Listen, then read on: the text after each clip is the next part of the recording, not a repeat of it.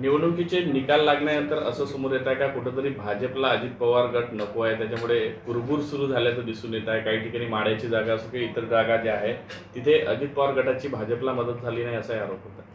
असं आहे की ज्या पद्धतीनं भारतीय जनता पार्टीने शिवसेना फोडून एकनाथ शिंदेच्या नेतृत्वामध्ये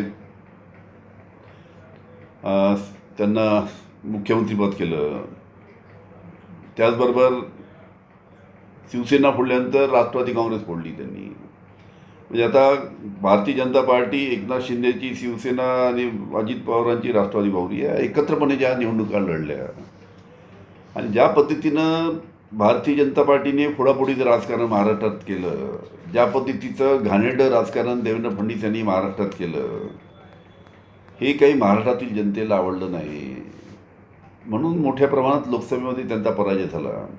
आता हे तिन्ही एकत्र आहेत पक्ष आणि ज्या पद्धतीचं यांचं आता त्रांगडं चालू आहे, हा त्याच्यावर आरोप करतो, ते त्याच्यावर आरोप करतात. हे तर आता लोकसभेत झालं, आता विधानसभेमध्ये काय काय होतं तुम्ही जरा पहा गंमत काही. पण ज्या पद्धतीने वाटते तोपर्यंत विधानसभेपर्यंत अजित पवार हे महायुतीसोबत राहील असं वाटते की त्यांना आता ज्या पद्धतीने आरोप प्रत्यारोप करत आहे नकोसे झाल्यामुळे बाजूला करतील असं वाटतं? नाही, ते तो आता त्यांचा अंतर्गत प्रश्न आहे. त्यांनी काय करायचं काय नाही तो त्यांचा अंतर्गत प्रश्न आहे. आज मुंबईत दिल्लीत बैठक होत आहे भाजपच्या कोर कमिटीची. विविध विषय चर्चेत जाणार आहे. त्याचं उपमुख्य देवेंद्र फडणवीस यांनी जे म्हटलं की मला पक्षाचं काम करण्याची संधी द्या, तोही चर्चेला जाईल अशी समोर येतात.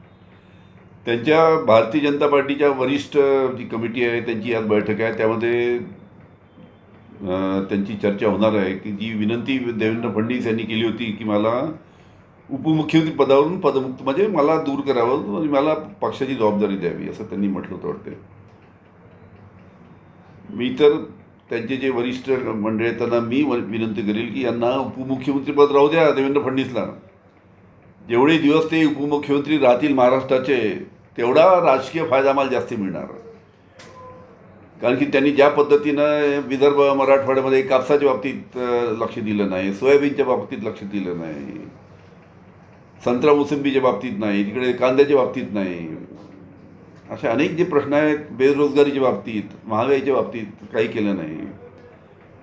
त्याच्यामुळे जेवढे दिवस देवेंद्र फडणवीस महाराष्ट्राचे उपमुख्यमंत्री म्हणून काम करतील तेवढा आम्हाला जास्तीत जास्त फायदा आहे. म्हणून त्यांच्या केंद्रीय जी समिती आहे त्यांना विनंती आहे की यांनाच महाराष्ट्राचं उपमुख्यमंत्री राहू द्यावं.